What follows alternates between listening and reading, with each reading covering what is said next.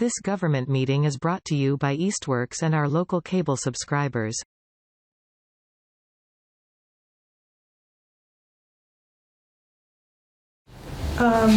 So this is the October 17th meeting of the Southampton Public Safety Building Committee.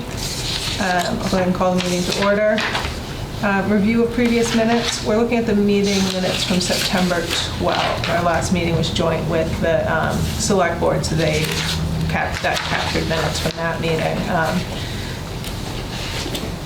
Is that acceptable? I guess that's... Did you want to do minutes of the pre-meeting, or wasn't there much of a pre-meeting?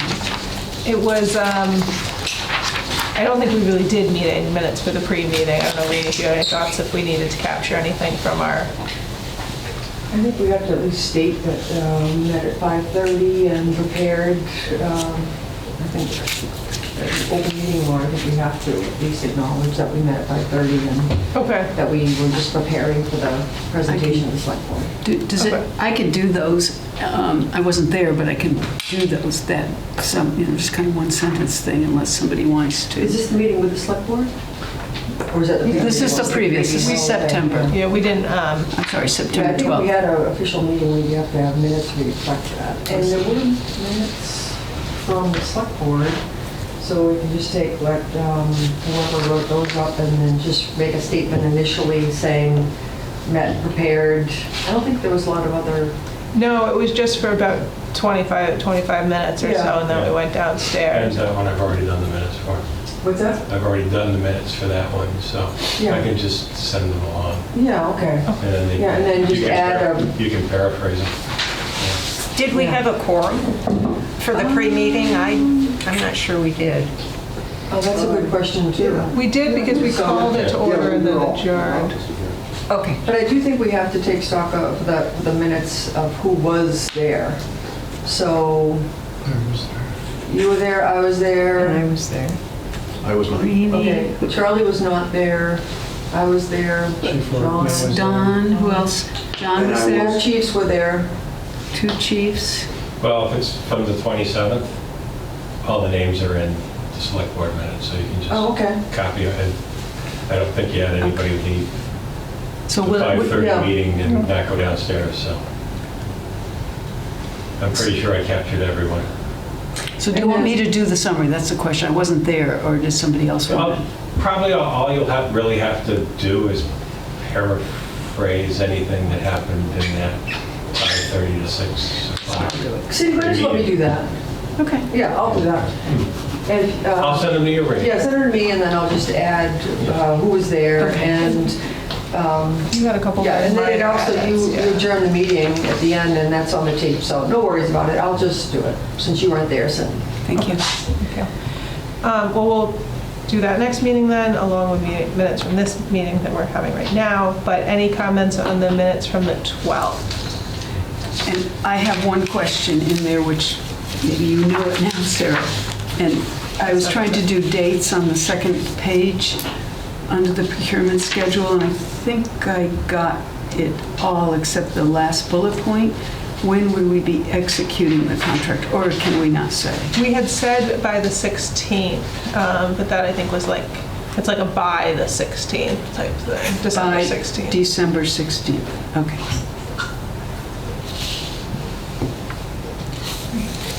Anything else on the minutes? And I will tell you that the deadline for written questions, it says 10/14. It's actually 10/17. Right, everything got bumped to 3 days. got bumped, Okay, yeah. 10/7. But this These are is the what we minutes. discussed at that meeting. So I think for now, this can be left. How we discussed it, yeah. Yeah, and then it got bumped because it took 3 days to post everything. Okay. So these are correct based on the meeting. Is that correct, Ed? As long as they're correct as of the meeting, yes. Yeah, Okay. all right. I'll make a motion to approve the minutes. What's the date? September 12th. September 12th. Second. I'll second. All in favor of approving the minutes as written with the addition of the date for executing? Aye. And I'll abstain because I wasn't here.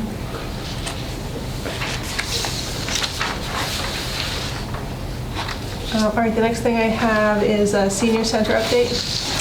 Yeah, okay, so Abacus Architects and Planners, who is the firm that was hired by the committee, came to town on the first week in October and met at all the sites. So went to Marvin Keystone's site, met with the realtor from Colbrook Realty, went next door to Ryan Gallagher's site, met with him and the committee there, and then went to Labree's site and met with Jim Labree, and then had a meeting with the committee and talked about program and staffing and just a lot of other details. Set up a senior forum for November 10th, I believe. I want to make sure I get that right. Sounds right. Yes, November 10th at 3 o'clock to actually have a lot of seniors be present and to talk about what ideas they have for programming and that sort of thing. And then went to visit the police department, the land at the fire department, and also the senior center. So the 6 sites that are in contention for potentially a senior center. And so that's it. They're setting up a public forum for, I think, March. And otherwise, they're just now looking at all kinds of maps and data and beginning the process of doing the feasibility study. Okay, great. Anything to add, Ed? No, Okay. you're always so thorough. On the RFQ process, I know, Ed, you sent me an email that we had a lot of requests for the documents. Any Yeah, I update? think we might have gotten 1 or 2 more, but I think as of my count of last week, we had received like 18. Yeah, that's what you said in the email. So how many did people pulled it for the senior center versus submitted actual proposal? 27 requested, 6 actually submitted. Okay, so if 19 or 20 requested, hopefully we'll get 4 or 5 or 6, Yeah, submissions. we're just hoping we don't get 12, 15, or 18. Right. I just was curious about that because the senior center, how many people pulled it, and because you have to, you get their information just so they can read it, so they could not be interested or not Right. meet the qualifications or whatever. Exactly. Okay. So otherwise, we're kind of in a holding pattern until, have there been any questions, actually, I guess? I was going to say, if you didn't ask the question, as of probably about an hour ago, and I'll actually wait till the end of this evening, but as of an hour ago, there had not been any questions asked. But Okay. if there are, I will shoot them off because we will need to respond to those in an addendum by, I believe that the new date in there for the addendum is, let's see, I think it's the 21st. Yeah, we'd had the 21st, so maybe we got pushed to the 24th, but either way, next week. Yeah. Okay. Is that concerning, do you think, that there's no questions? No. Okay. Not really. Just I didn't know if a lot of people pulled it, but then ended up not being interested, was just Yeah. what, since there's no questions. And actually with the senior center one, there had been a couple of questions, but there were also pieces that we had found that, since I used a template for that original RFQ, that like the professional liability, there wasn't a category for it, so we actually had to put it in the addenda. I took it and actually reminded you when we added it to this RFQ, so that's in there for this one. Okay. Okay, sounds good. Anything else on the RFQ before we move on? Christina, do you want to introduce Bob? or- Yes, this is Bill Sayer. He's from the Williamsburg Select Board and Public Safety Building Committee, and you've had various roles in all of those, so I'm going to let you describe. And this, Sarah wrote that it was a presentation, but I didn't propose it to Bill like that, so it's really for us to ask questions, general questions about process. And Bill and I have had, I think, 2 discussions, one months ago when he gave me some basic information, and I have a few questions about that I think he could speak to a few things that he had said to me that will be useful to us. And then a little bit more recently, we've had another discussion, and just about general kinds of things. We recognize that Williamsburg is a good deal smaller, and that their facility is not the facility we will be needing, but there are many other points of enlightenment, I think, that Bill can offer. So why don't you, so this is Bill Sayre. Hi, everybody. And I'll let you say your roles, and then Sure. we'll open it up. So for the town of Williamsburg, I've been working on a safety complex building for about 12 years in various roles. I chaired a committee for a while. I'm vice chair of the current committee, and I've been a selectman for 7 years now. So in spite of all of that work I put into it, I'm by no means an expert. I just have some personal experience, and maybe I can shed some light on some things that we did that might be useful to you. But if you want to know the letter and the length of the law, you'll have to go somewhere else other than me. But maybe I could be of use. Why 12 years? I would say because we ran into a particular problem for us, which was location. We had some basic criteria that we had to meet, which was water system, pressurized water, and power, and central location for response time. And we're in a narrow valley with the Mill River that runs through there, so that those three criteria shrunk the potential land we could use by quite a bit. And then all of the stuff in that corner of Route 9 that you travel on, nobody really wanted to sell, including National Grid, which would have had a perfect spot. So a very long story short, we ended up having to use our own land that we already owned because we could not find land that was affordable in any way for a site. And that site turned out to be the old Helen E. James high school, and previous to that, grade school. Actually, it was the other way around. It was high school, then a grade school. We did an assessment of that building because originally we thought we might want to locate them side by side and turn the high school into maybe affordable housing or office building or whatever. It was a very nice building. It's no longer there. We took it down just a couple months ago.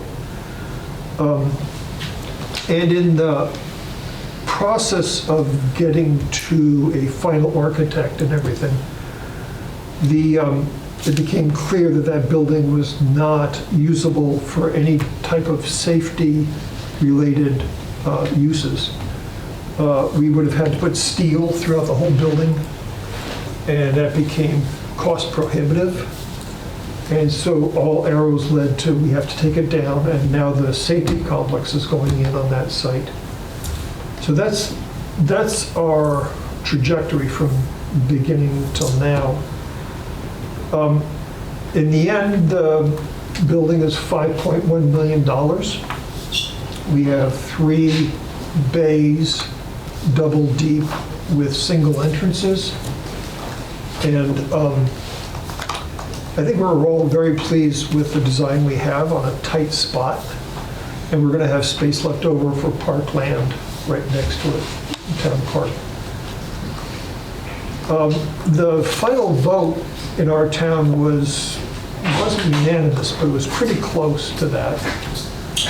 And I think the reason is because we basically just wore everybody out.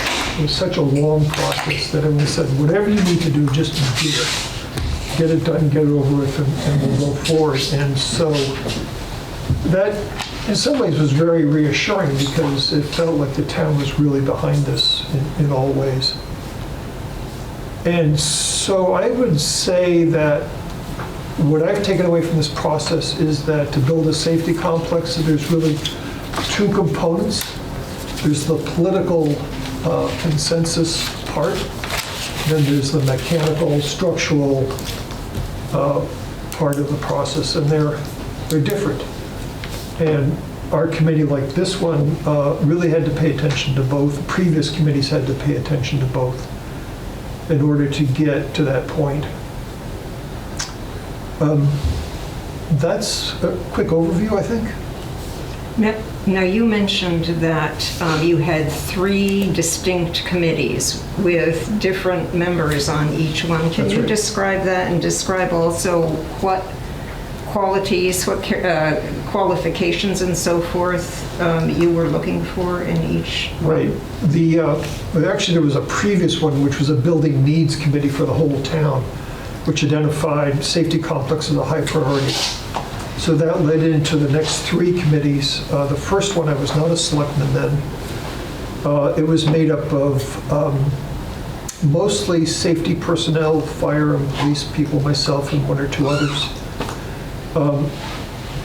That was basically a feasibility committee, and we hired an architectural firm to do a feasibility study for us.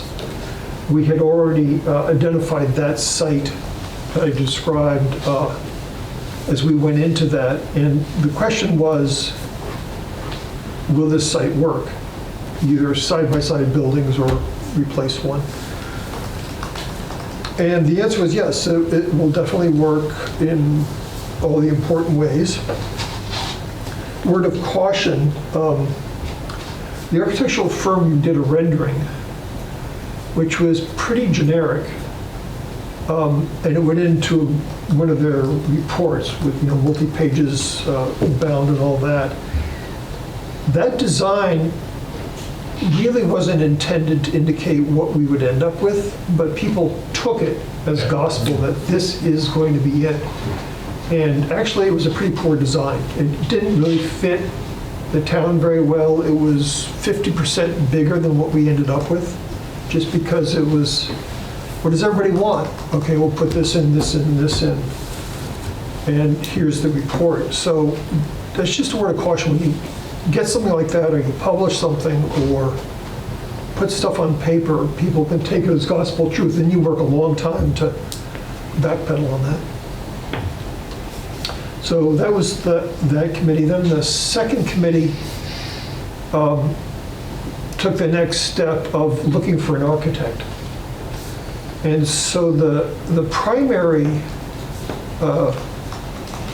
product of that committee was developing the programming for the building, which is critical, because once you've done that and you agree on that, everything else that follows from that is pretty much determined. How big, how many bays, how many trucks, who's going to be in there, where it's going to be located.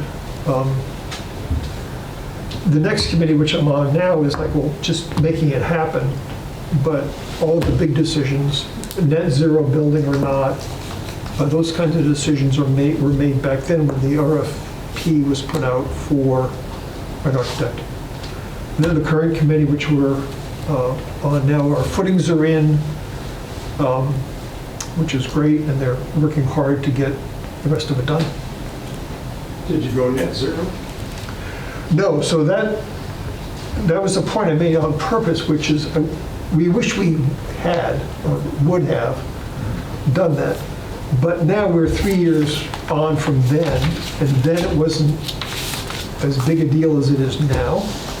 Did it add significantly to costs as far as you recall? Say again? Did it add significantly to costs? Well, we didn't. Oh, We couldn't. You couldn't even. And it got even more complicated because just 2 months ago, we got a $1.8 million grant from the state for municipal vulnerability, municipal resilience under the MVP program, Municipal Vulnerability Program, I guess.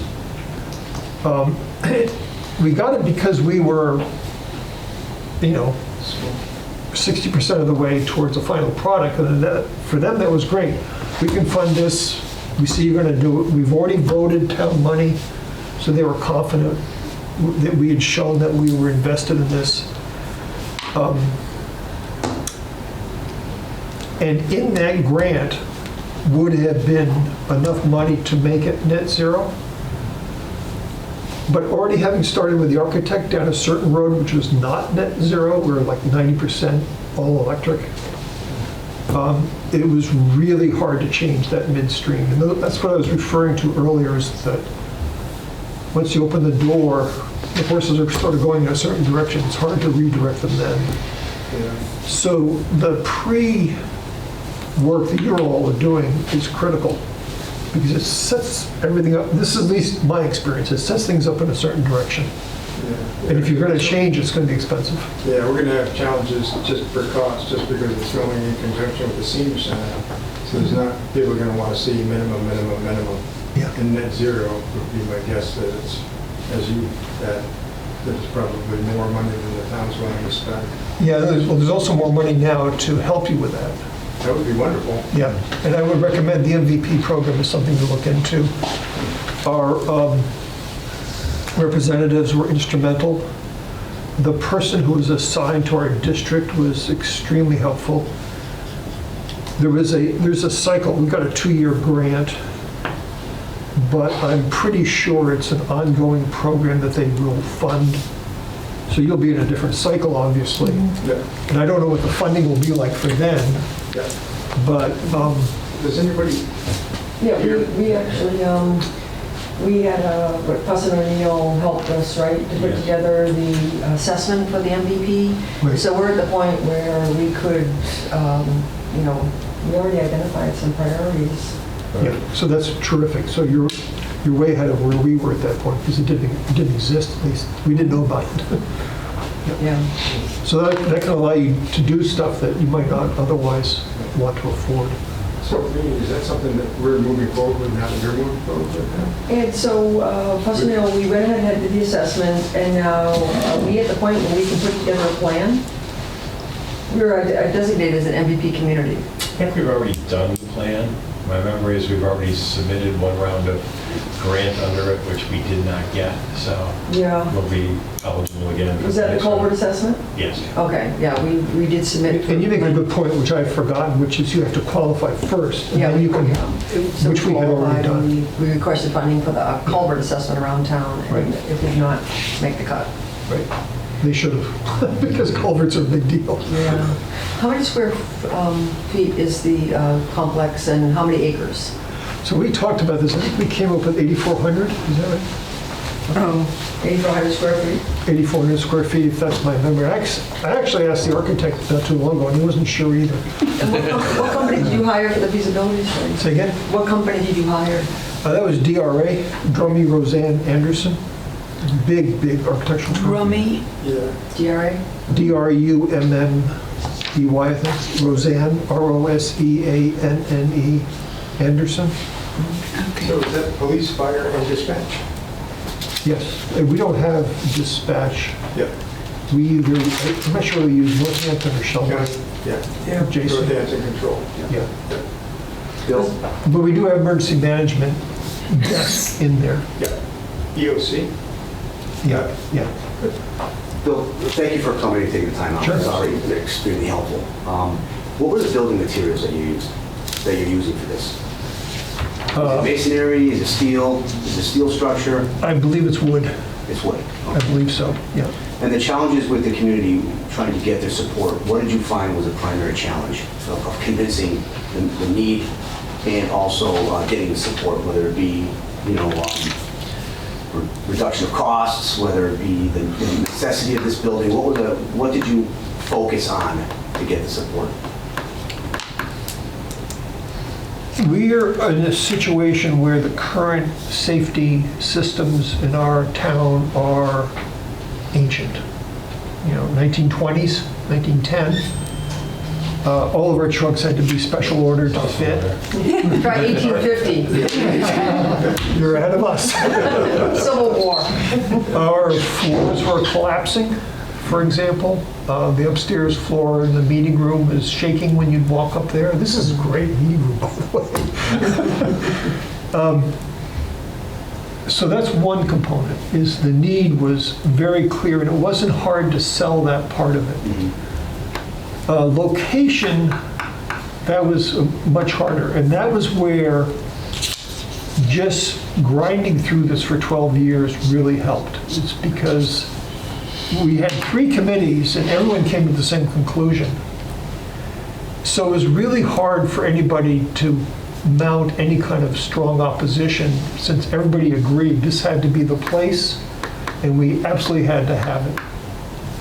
So you may not be in that situation, but that's what really helped. And then the other component is reaching out to people in small ways, person-to-person conversations, handouts, Facebook conversations, any number of 1,000 ways that you can think of to just let people ask questions over and over, the same ones over and over and over again, so that you can put your logic showcase your logic. This is why we think this is the best thing. And did you choose that size to reduce cost, or did you feel that size was an appropriate size for the town of Williamsburg? That was a compromise between the wants of the fire and police and what the town felt they could afford. And that phrase, "feel like you can afford," is really complicated. Like, who says? Depending upon who you talk to. So the way we did that is not the first committee that I was on, but subsequent ones was really a mix of different people in town as well as skills. And so you get different voices, and everybody tries to reach a compromise and a consensus, and so that helped. I would say one word of caution.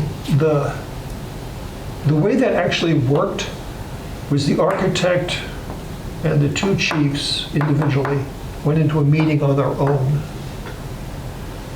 And they came back to our meeting and said, okay, this is what we agreed on. And our committee said, okay, we really didn't have much to say about that, because there's 3 professionals who are saying this is what we need and this is the absolute minimum we can go with. So we accepted that.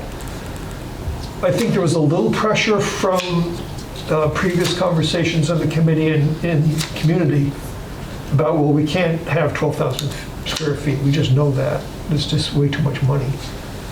But the committee itself was not really instrumental in determining the size. That was done off meeting, then brought to us and we accepted it. So that was the process. Justified through like other site visits of similar size communities? We did a lot of that, yeah. Individually and together, yeah. And it's, you probably know more about this than I do, but a lot of it's determined by like how many trucks do you need? And that determines everything else. The police is pretty straightforward. They need this, this, this, and that. We don't have a lockup. And now we have a room. We'll have a room where they can be held safely with a bathroom, which we didn't have before.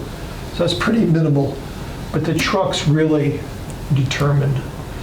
And there has always been controversy in our town about how many trucks do we need. You've probably run into this a million times. Absolutely. Do you run an ambulance service as well? We don't have an ambulance. Just basically first response. Yeah. As long as I've been in town, there's been tension on that very issue. Do you respond or not? Just let the ambulance do it. On-call volunteers, things like that. So that's a political process that needs to be worked out. There's a bit of safety there as well, but it's really a political process. And working out the programming, I guess is the word that's used to describe that, will then determine the size of your building. You do have an ambulance service here? We do. Yeah.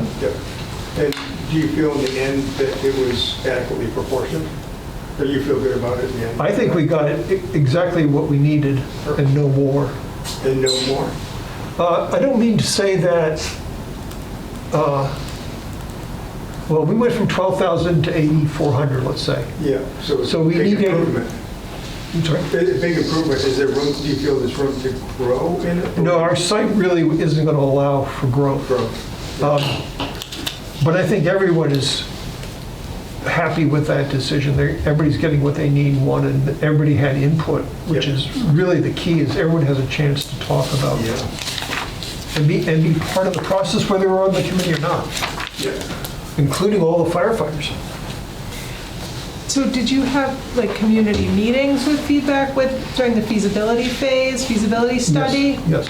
Like open evening meetings? Yes, and the architect that was part of their job, the feasibility, is to do community meetings and do presentations. Okay. And those are kind of pro forma, so they're very helpful. It's very helpful to have someone up there with a degree like that and big posters, and Right. that's very helpful, but it's not everything.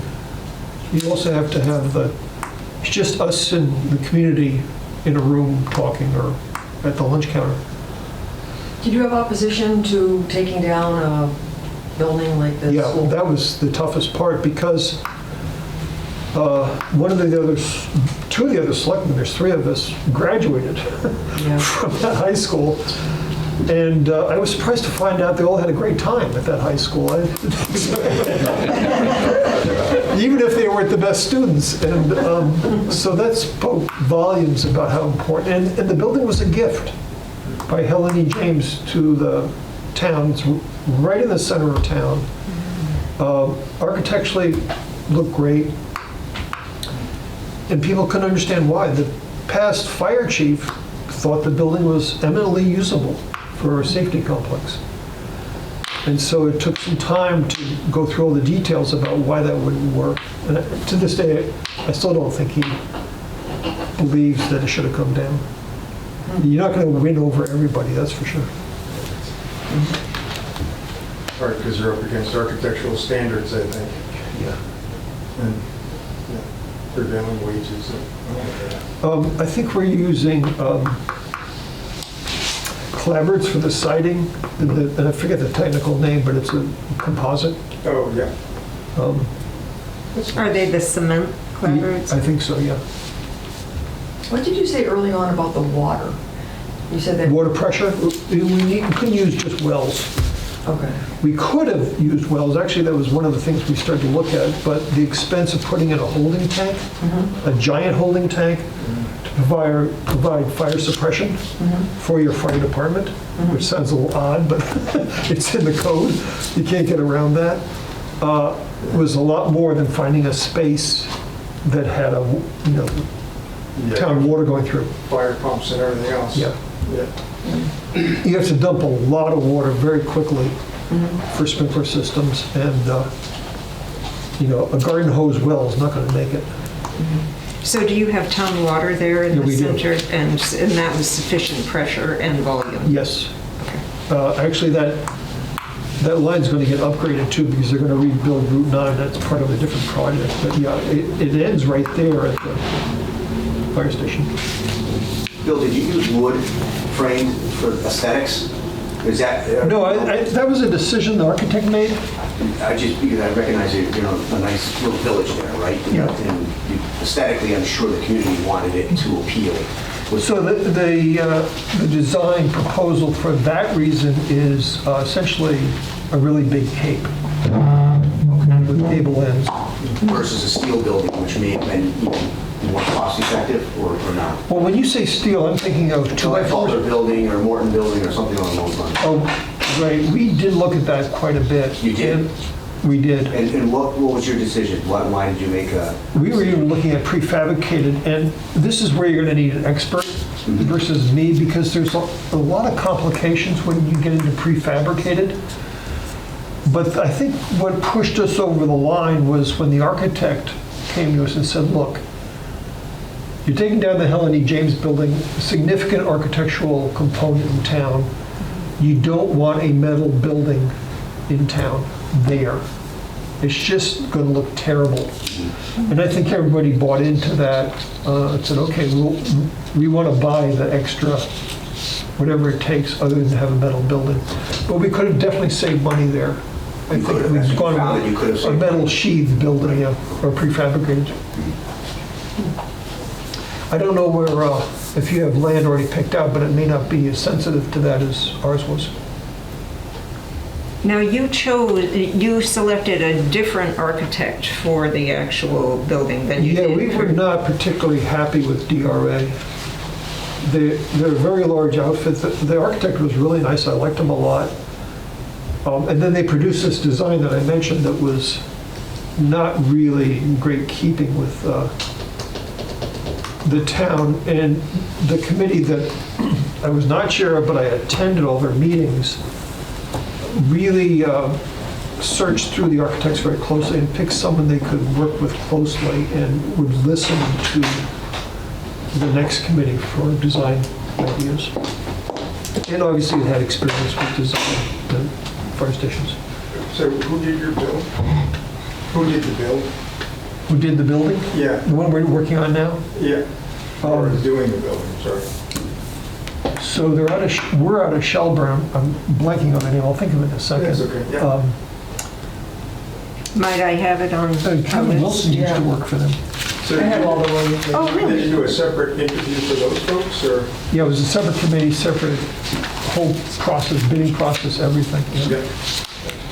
Juster Pope Fraser, which is now in Northampton. Say that again, who? Juster with an R, Pope, and Fraser with a Z. And they're in the construction Sullivan building in Northampton. Was that a hard bid? That's a public bid for general contractor? Oh, it has to be, yeah. And that was, our architect is Kevin Kroback, which is Chrobak.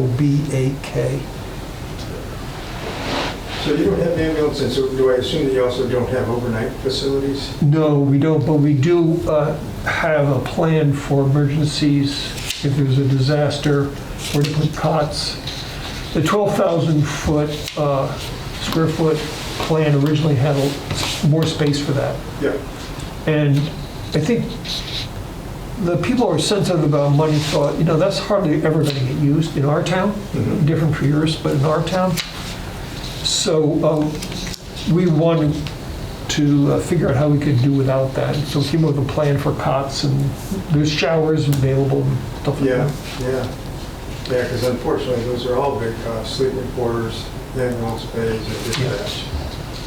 There was going to be a gym in the, Oh, yeah. but that got knocked out. We were going to put it on the second floor, and then that got knocked out for expense. Any place for them to develop later, or no? Not really, because I believe they did away with the structural supports underneath that would support a second floor. Curious. So a gym was something that the fire department pushed pretty hard for, but we just felt we couldn't afford the square footage. Yeah, I know in a previous department I was on, they put the supports on and then finished out the truss area. Yeah, so that's a good halfway measure. Yeah, that's what I thought. And some of that equipment can be funded through donations. Yes, and often there's, Yeah. What was that back and forth like? Because you said that the two chiefs and the architect got together and came up with a list. But what was that back and forth? Because I think we've got a couple, well, this committee, not this group, but it's been in existence for longer than 12 years. And a couple of the difficult points were about location and about what was included in the building. And so when the two chiefs and the architect came up with a plan, how did that go back and forth in terms of the gym, not the gym, or any other parts that were excluded to cut down the price versus, we really need this, we need to keep that? What comes to mind is the word leverage. Yeah.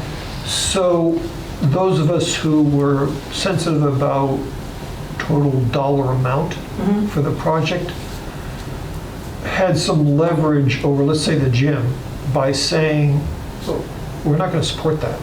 It's too much money. We don't see it as critical for the operation of the fire department. It's a want versus a must-have. That phrase got used a lot.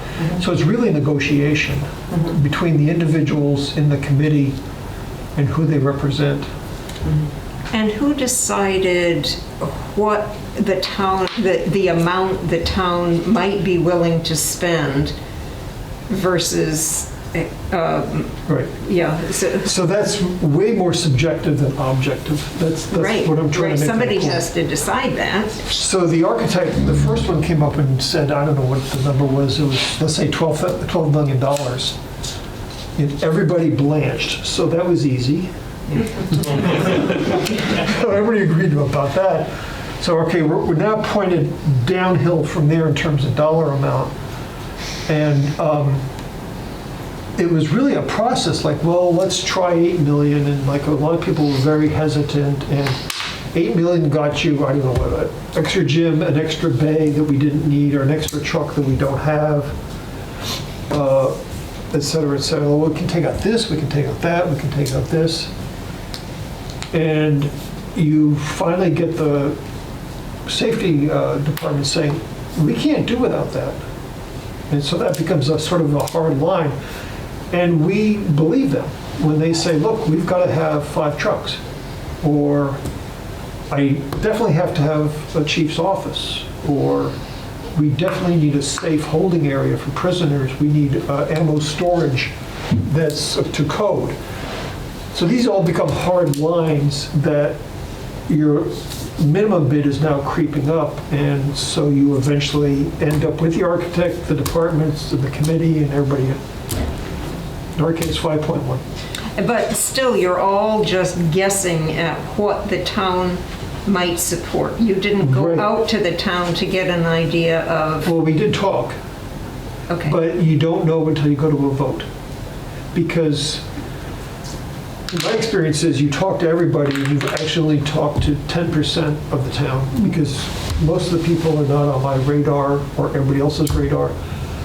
And so you have to be aware of, is there a groundswell of emotion going in a certain direction that you have to tap into early?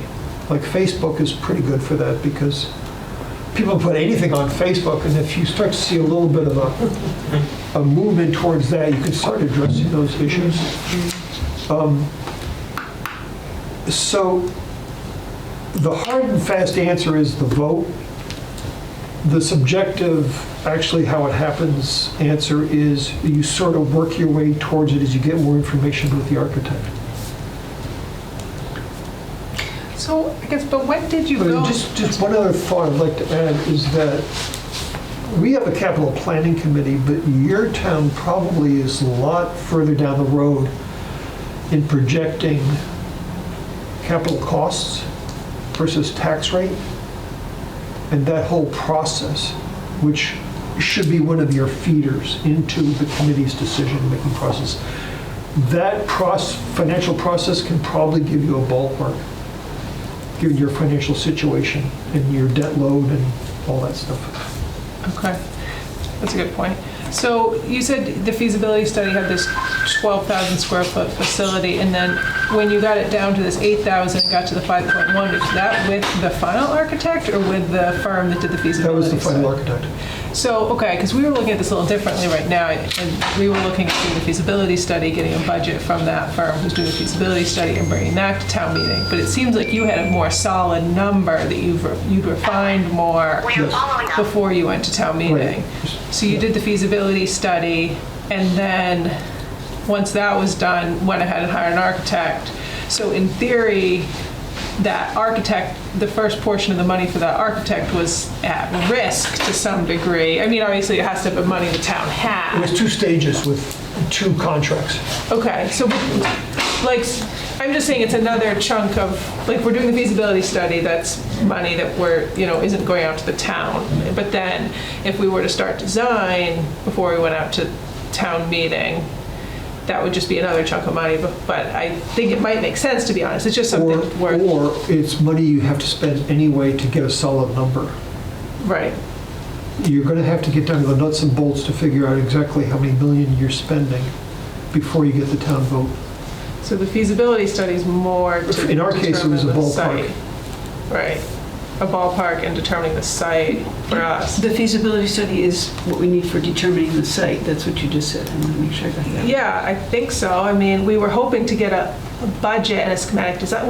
It's getting a schematic design, but the question is, with that schematic design, how firm is that budget? And are we going through this process of whittling it down and trying to meet that perfect point in the middle before it goes to town meeting? Or are we waiting until we have the architect on board and doing that final value engineering with that? You might have a different process because our first one said 12,000 feet. Nobody was happy with that. Right. So then what might have happened is that we took this other route, which is, okay, we're going to hire an architect, we get a solid number, we're going to reduce the amount, and then we'll go to town meeting.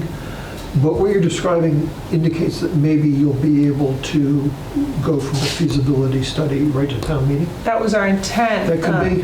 It could be. It's just interesting to hear what your process You was. negotiated with the architect who did the design, not with the feasibility study, to reduce I costs. missed a couple of words there. So the feasibility study, you didn't reduce costs through that process, you reduced it by getting an architect. Yes. Yeah. But don't forget, they got to the end of their feasibility study and weren't happy with the firm they were using and didn't like the conceptual design. Yeah. We aren't there yet. I mean, if we get there and we like it, we have the ability from what we did to move on with that firm. If we don't like it, then, yeah, we're probably going to do the same thing. But Yeah. you know, hopefully we will Yeah. hopefully like what they've done and gotten to. Yeah, I think a big part of our process. The is other thing gonna I be want to right mention side. is the OPM Owner's Project Manager, which is state required. Yep. I'm not exactly sure at what stage they have to be hired, but it's pretty early on when you hire an architect. And that firm, when we redid our school, was kind of a disaster. But in this case, with our safety complex, it's a home run. It's a great company, and the person, which is key, that you actually ends up on your project, not the person you interview, but the person you actually end up with is really good and invaluable as somebody on your side, because with the architect, they often have other agendas, like it's their design, especially for the center of Williamsburg. And the OPM pushes back with the architect, like, you know, this or that. And they really know how to build a building, so, you know, most of us on the committee are not professional builders. And when was the OPM contracted with? At what stage did that It's a good question. person come on board? I'm going to have to guess a little bit here. I think we hired the OPM first, which allowed us then to go out to bid for an architect. He helped us develop the RFQ. I think is the way it went. So after the feasibility study, though? The first one, yeah. That feasibility study was quite a while ago, so it sat around for a long time until we got reoriented about what to do next. But I think it was such a too expensive project that everybody needs to take a deep breath. Sounds familiar. Okay, that's very interesting. Yeah. How much did you go to the voters to borrow? And how much of it was, did you have any We capital borrowed 4.1 because we had $1 million in reserves. in capital, The reserve fund, in reserve fund? yep, which is a state mandated fund. Not mandated, but it's state controlled in terms of voting and stuff. So then when you got the funding from the MVP program, you were able to reduce the debt? Or, No, well,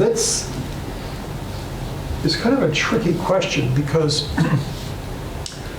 we don't really want to say to the state, well, thank you for the money, we're just now going to reduce our debt. That's actually fine with them, which is to me pretty odd that they would allow that, but it's actually fine, though they don't bar you from doing that. What, in our case, it allowed us to do is put things in there that we couldn't afford. The big one is solar. We have a solar-ready roof. After the project is done, the next contract is going to come right in on top of that, install the solar panels on the roof. And we're negotiating for a solar canopy over the parking area. Great. I just was looking at the numbers today, I think it's $140 40 kilowatt system over the parking area, if we can get everyone to agree.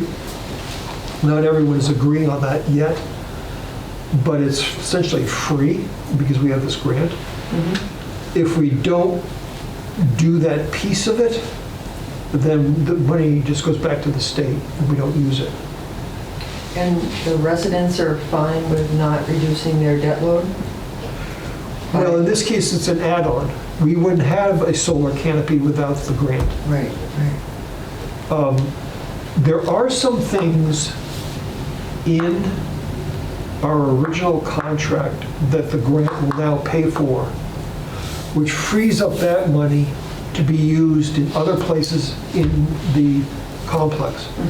For example, we're now actually going to have a real ceiling over the trucks. There's going to be open trusses before. And we are going to have epoxy flooring system on top of the concrete for safety reasons, which we could not afford before. We were going to have and are going to have in-slab heating for under the trucks, which everyone agrees is a real necessity, but what we could afford was putting the piping in, getting the header done, and then ending it right there. No boiler, no piping to the header, because we were going to go to a local heating contractor that we know to do that after the fact. But now we can pay for that up front and have it all installed. With the grant, we wanted to make that all electric, and that's turning out to be impossible because National Grid can't handle, this is beyond my pay grade, but they can't find the transformers, and the switchgear and everything else that has to go in place to make it 100% all electric is just not available and way too expensive. So we're going to have a small propane boiler for the slab, and everything else will be electric. Do you have a generator? So we're negotiating that now. The generator is in the plan. I'm pushing for a battery backup system that might replace that, but we don't know the answer to that yet, whether that's even feasible. Was the $1 million from the state, was that part of the $5 million, or was the $1 million on top of? The 1.8 Yeah. is on top of separate. Yeah, So it's a piggybacking on the 5.1. So you're fine with closer to $7 million if you included that state money? Well, see, the 1.8 is paying for things we couldn't afford in a large part, like the solar, like I described. So now the project is getting bigger, the grant is paying for it. There's also money in there for mitigation for wetland restoration. There's an educational component in there for schools and signage, public outreach. And I forget the other components, but those are the major ones. In that 1.8? 1.8, yeah. Gotcha. They gave us everything we asked for, and I was part of the committee that wrote that grant very quickly, and we had been advised, just put everything in there you could possibly want. They said, sure. Gave it to us. I was like, I never heard that before, but so I think it was just timing. Yeah. And the feasibility firm gave you cost estimators for different additional elements? The 1.8? Yeah. Yeah, that was seat of the pants guessing. Oh, wow. And we called up a few contractors, and they said, yeah, we could probably do a solar canopy there for, this amount of money. Oh, okay. So it was, we only get what we actually get billed. We have to pay for it up front, and they reimburse us through the grant.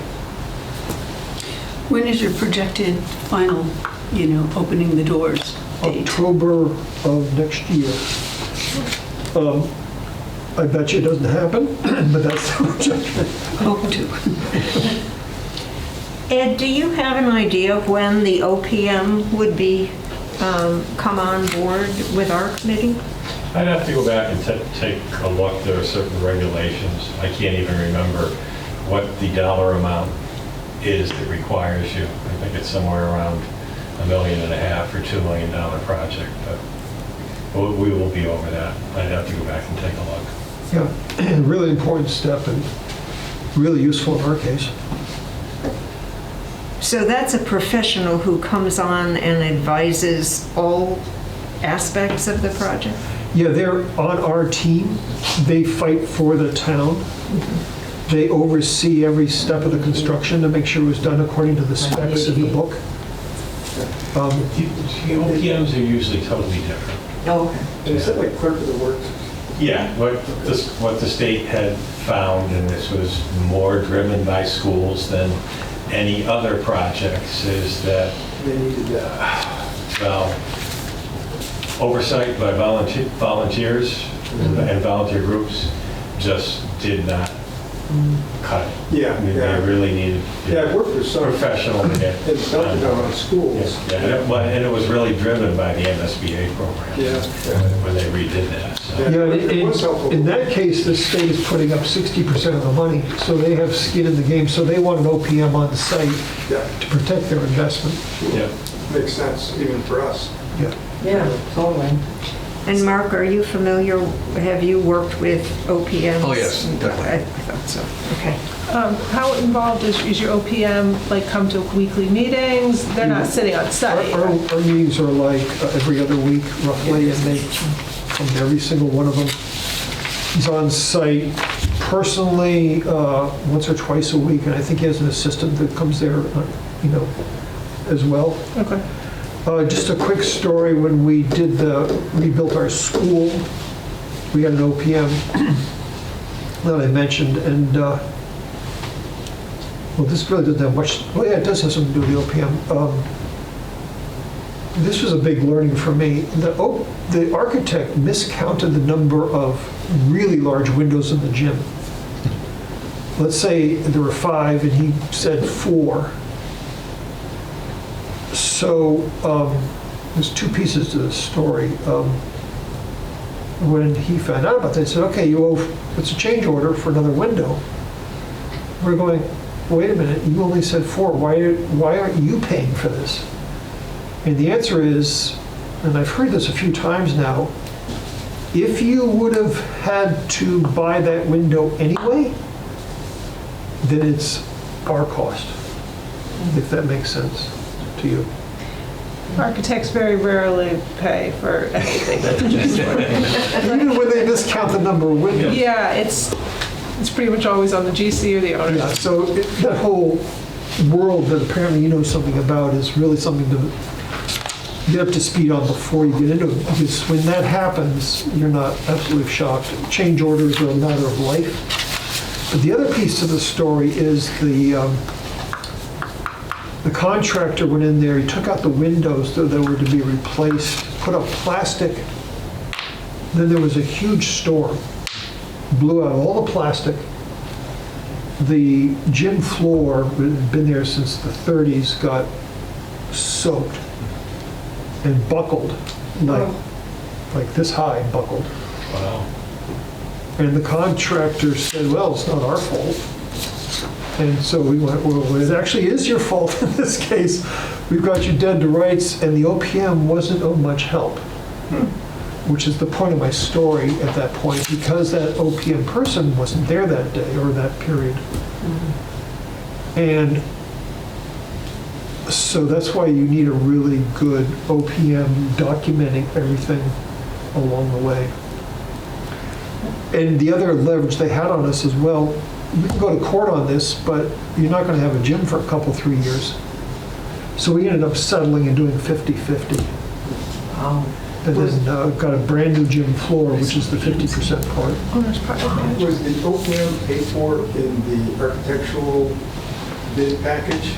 I think it's a separate contract. It is. Separate completely? Yeah. So it's over and above? It's another cost for it. Yeah, you want to keep them separate. Yeah. Yeah, I didn't know one for one part of the public. Right. Where it comes from. Did you actually select or were you assigned an OPM by that? No, we select in both cases, architect and OPM. I believe it has to be state approved list. What was the name of Probably the? will be, yes. You said you really liked your OPM. The current one, P3? P3. Oh, that's it? And then there's 3 Ps that stand for project, something or other. So this is the company, P3. Yeah. But then you said within that company, there was a specific person that you really, Well, the person we're using, yeah. I'll have to get you his name. But did you actually select the person no, or you no. were assigned? You just, He was there at the interview with one of the principals. okay. The first OPM I was talking about, we got this guy in the interview who was terrific. He'd been around the block 100 times. Just the type of person we wanted. Got into the project. He went to Florida, had a heart attack. Off the project, and we got assigned a person who was inexperienced, quite young, and really not available. So I don't know what that is, but it was problematic. Yeah, it's interesting. This has been helpful. Yeah, it's been terrific. I'm trying to get time-wise here, so when you got to the point of an architect determining with the two chiefs what the design was going to be The programming, yeah. and the programming, did you have to go back to town meeting to get approval for money at that? No, that was, I believe, prior to the town vote for the amount. So this was, Because we didn't know what the amount would be right. until we got the program. So the amount came out, and then you had to go to the town meeting for the vote to approve the project, the programming, the whole thing. Yeah, well, the programming is not something the town votes on. Okay. They vote on the 5.1 borrowing for the purpose of a safety complex. And to convince them they should do that, you have the design available. Right. They don't approve a specific design. How much was the demolition cost, do you know, offhand? Well, that's a whole story into itself. I'll try to make it really quick. Really old building like that, the James School has a lot of potential hazardous materials. Yeah. So we allowed a lot, and we were very lucky, and those things didn't exist except some asbestos paper between the floors. So it came in 50% of what we had budgeted, which was, I mean, these things are going to happen. You don't know every single little piece until you get into it. New construction is different, but demolition or renovation, like we did at the school, is full of loopholes and possibilities. Was that part of the 5.1? The Demolitions? demolition is part of the contract, though that got broken up into two stages because there was reluctance on the part of the architect to oversee the demolition because of hazardous liability. So it was, through contracts, was separated, but one umbrella.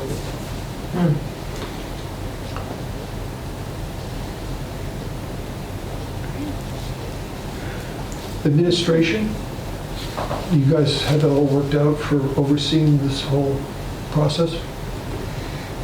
It's coming along. We've got the two processes going on about the senior center and this. Yeah.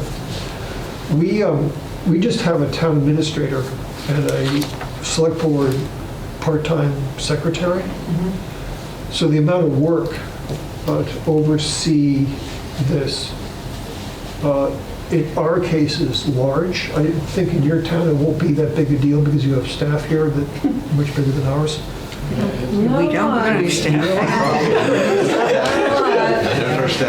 You're just getting funneled to one person. So make sure that you put that into your thinking about how is this going to get administered, because our current town administrator doesn't attend our safety complex meetings, which I think is a mistake. It's so much easier and more efficient. You know, the architect's going to call up the town administrator, the MVP grant is going to call them up, and they haven't been at the meeting, and I have to, you know, sort of tell them what happened. It's not the way to do it, but the town administrator is got more than he can do. Relatively new, too. Yeah, and he's terrific. We really hit a home run with him. And the previous one was a home run and a half that we lost. She moved on to a different job. But that's just a really important piece that can be overlooked very easily if you're not conscious of it. There's a lot of contract. You have to talk to your town council a lot about contracts and approval and stuff like that. Did you raise, was that all included in the funding, or did you raise your legal budget line and knowing you're going I into? don't think legal counsel was part of the borrowing. We have a budget, yearly budget for town council. And I think maybe it was assumed it was going to fall under that to some extent. Or when you make the budget for that year, you just allow some for that. Yeah. A lot of separate funds here that are making me a little worried. Not to mention 2 building projects. Yeah. Anything else? We usually try and wrap up by 6, and we have a couple other things, but is there anything No, else? Well, That's been really helpful. this has been- if I can help you in any other way, just let me know. Christina knows how to get in touch with me easily, and I'm glad to. Careful. Or if there are other people on our committee I can put you in touch with, like our fire chief or police chief or whatever, finance committee, things like that. I'd be happy to help. Appreciate your time. Thank you. Thanks, Bill. Yeah. Thank you, Bill. I'll see you out. Okay, I really like Western Massachusetts because there's a lot of collaboration, whether it's in departments or at this level. So that's why I come. Thank you very much. Thank you very much. Good luck.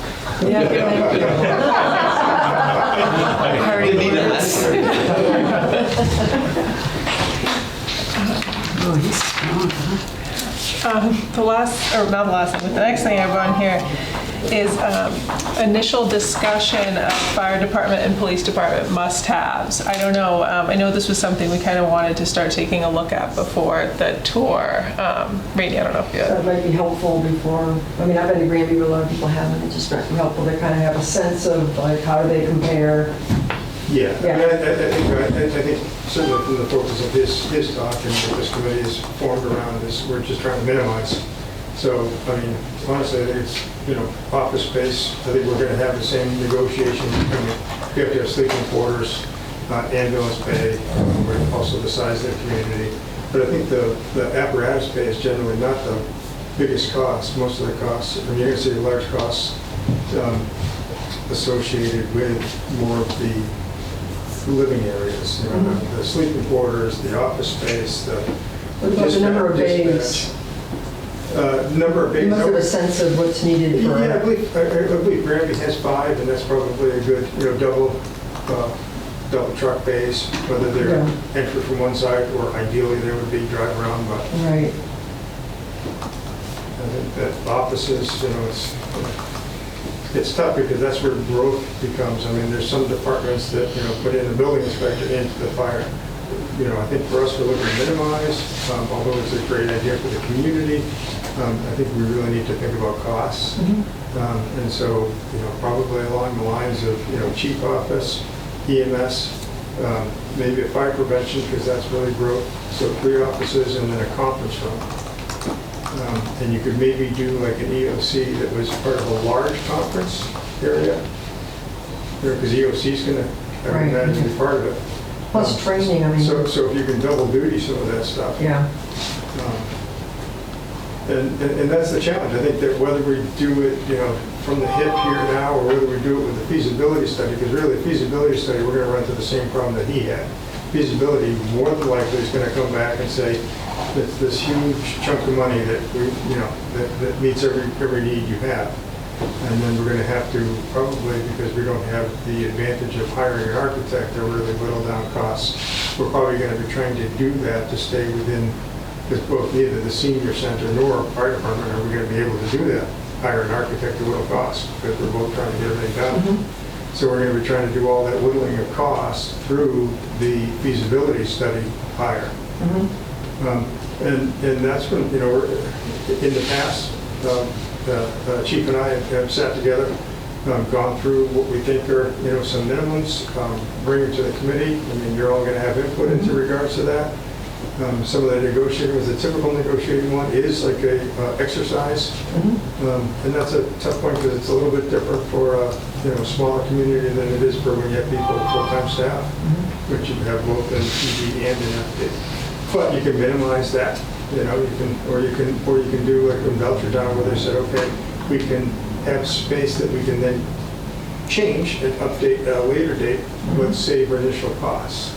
As long as you have to justify its functional responsibility, the reason it's there, the function it has, as long as it has a functional purpose. Yeah. And it's, you know, for instance, on the police side, you have to have a property control room that's secure. You have to have an interview room where someone can be interviewed.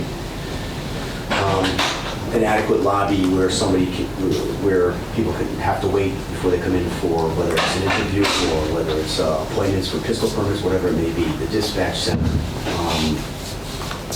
I definitely, a must-have is a cell. I know that they said maybe a containment area, we would need a cell.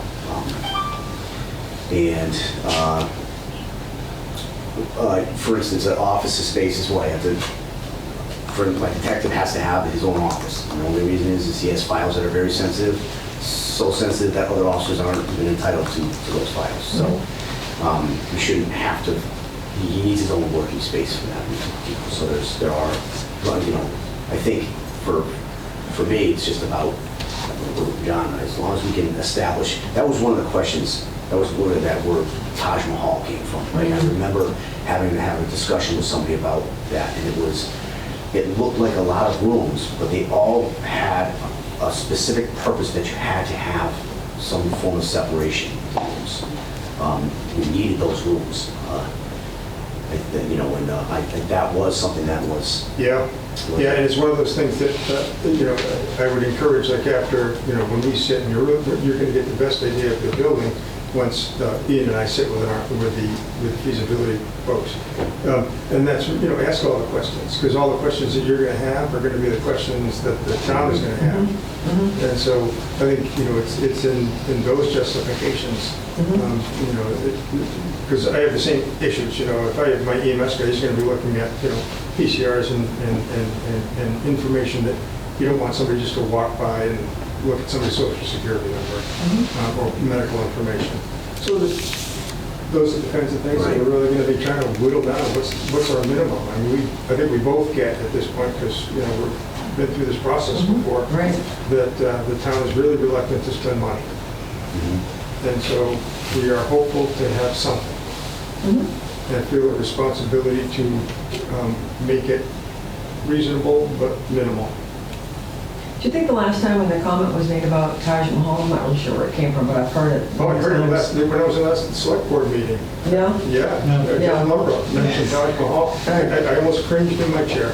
Do you think that it was more a matter of people didn't understand, like you said, the functionality of the rooms, or do you think that there were things in the design that probably were crossed over into the nice to have? I think it was both. For instance, I think we had, the police department had a sally port. Right? Well, that's not necessarily a must-have. Is it important to have? Yes. Is it a must-have? Is it a safety issue though? Well, we've been using one now without a sally port. Sally as long as the police department, it's essentially where it's a garage bay, if you really drive through, and that's where you pull up and you can bring somebody right into a detention. What's it called? A sally port. Sally port. Sally port, yes. I got you. Okay. So is it a must-have? No, it's not. Is it something that that is valuable? Yes, it is. You know, but things like that. So there's a balance. There's definitely a balance. But I think I remember having a specific conversation with a gentleman. He just could not understand why we needed so many different offices and rooms. Because you have to have that separation. Like the records room, for instance, that is something where, for accreditation, you have to have a room that meets certain standards. You know, other officers can't even have access to this room. And that's also another thing. There's got to be a delineation between the fire department and the police department, because they're, again, you know, whenever we have members of the public come into our building, we have to flip things the other way so people have, it's sensitive information. Some of it's Corey, some of it's posted where, you know, short of you being a police officer and having clearance to have that information, then other members of the public or other people working there should not have access to that. Security doors and those sorts of things. Well, the tape on the floors and that's kind of a good idea.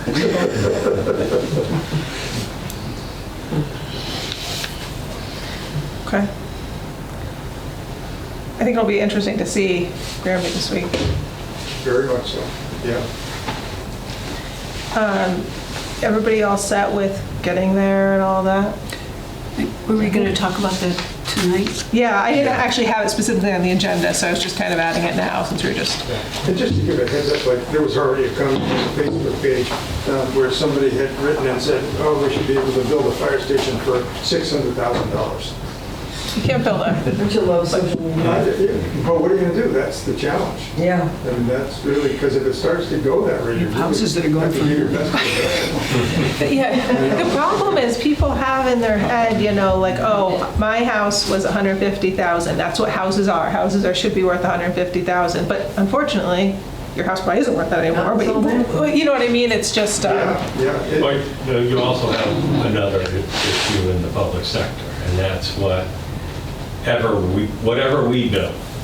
And let's say the town builds a public safety complex and it costs $8.5 million. I, as a private citizen, could build the same thing because I don't have the bonding responsibilities, the prevailing wage responsibilities, or anything else. I could probably build that for somewhere between $6 and $6.25 million and then turn it over to the town. And that is a huge gap of understanding that difference. Too bad we couldn't find somebody to I can't believe they have $1 million in the reserve fund. Well, I mean, the target takes into the effect the stabilization funds, the free cash and all that. The target should be 10%. Yeah. 17 million budget here, 1.7. Yeah. One of the things that I picked up on with this conversation, what you brought to our attention, I think is important, is sometimes the location dictates the style of the building, right? Yeah. Yeah, right. So That's a good if point. we're looking at something to try to reduce cost and we're not looking, for instance, what might be aesthetically, we want something probably more appealing if we're going to be in this complex here, right? Versus in another possible location. Just something that we should think about if we're really trying to consider reducing cost and bringing down that number. That's a really good idea. All right, in terms of next meetings and I guess we're meeting Wednesday at Granby at 2:30, correct? Yep. And then 2 weeks from now is Halloween. You guys want to meet on Halloween? Yeah, I'll be out of town. We could, I mean, we're done by 6, so. I'm okay either way, just... Is that okay? 10:31? I actually enjoy seeing the kids come to the door. Yeah. The little kids come and Do they come before 6 o'clock? Yeah, the little... They come even earlier. The little ones. Oh, they Yeah, do? it's probably, they even come earlier. I'm a little We'll meet at partial. your house. So what are you messed up at? Do we... All right, well, when are our bids are going to be coming in, qualifications due November 4th, I think it is. So why don't we meet on the 7th so that we've had a chance to start skimming over those and then we still have more time to review. So on the 7th, you know, if everybody can keep a look at their email, Ed will send the qualification proposals when he gets them, and then we won't have our reviews finalized by the 7th, but that way we can, at that point, have a few to talk about how we go through them with the grading matrix and all of that. Does that sound good? 4:30 here? Yep. So this Wednesday and then November 7th. This Wednesday, did you want to, I mean, I can, there's room in cheap vehicle for probably 4 comfortably, 5 if somebody wants to sit and help in the middle. Is that going to ride with you? It seemed like there's So, quite a and I bit of have room room for with the one more. emails. I have room as well. I have room. Can carry forward. Don's on the meeting, but somebody else needs to ride. Well, I suppose we can all meet here and then kind of figure out. Yeah, why don't we just do that? Okay. Sounds like we have No a, need to take extra cars if we don't need to. Okay. fill them up. So you guys are meeting at 1:45. Meet here at 1:45. I'm going to meet you guys there at 2:30 because like I mentioned, I have a car seat. Out of curiosity, Hadley has, you know, which isn't too far from Granby. I was just there tonight for an REPC meeting, and we probably could walk through that one as well if you were interested. They're a similar size, they service a similar size community. They have a couple of stations, which is a little bit different. But if you were interested, I could try and arrange that as well. Or maybe 3:30 or 3:45 or 4, are you thinking? Or should try and Yeah, tack I on? think they'd be pretty flexible. They've got a full-time crew on, and Mike is there. He lives close enough. He'll make accommodations for us, I'm sure. Okay. Any thoughts? Yeah, I think that, I mean, we need to look at quite a few of the senior centers, and even though they weren't exactly the right size, I learned something from every place, so you could always set it up, and then whoever wanted to go could go. Yeah. Okay. Yeah. I think that sounds great. Now, the site visit, this is Wednesday, the 26th? Or- This is- This was No, this this was- right oh, here. okay, all right, I thought, okay. this is Yeah, tomorrow. so So just meet here at 1:45, and then we'll divvy up the Yeah, cars. tomorrow. Yep. Yeah, Okay. October Okay. 19th. Okay, and then other business, I have some personal news. My family's gonna be moving, so I don't know my exact timeline yet, but I just wanted to let them know in a couple months, I'm gonna be leaving town, Oh. so. Oh, is right. Oh, Doris Cindy's house. We can zoom you in. You can zoom me She's in. moving out of Southampton. Yeah. need you for 12 She's getting us a heads up. Well, with So that- I don't know my timeline yet, and I'd like to stay, involved at least through getting somebody on board for the feasibility study, but Cindy pointed out people might start noticing my sign, so I didn't want to. They already called me up because she lives right behind me. Is that Sarah's house? Does that mean we have to alter our charge if Sarah is able to continue for even a few periods, months or something beyond when you move? Is that what you might be able to do? We'll have to see. I don't know exactly what my time I is. can go back and take a look. We'd have to see whether you fit into a certain slot, like at large versus a. She's at large now. Huh? She's at large now. Oh, then we would just open up another position for an at-large person and be appointed by the select board. Well, Okay. the question will be, did we leave the same parameters in this as was in the senior center for someone who lives out of town? Okay. Oh, I see. I'm I still see. here right now, so I'll let you guys know as I firm updates in the next couple Are you months. staying in Western Mass, or do you not know yet? We're going to Row up near Charlemont.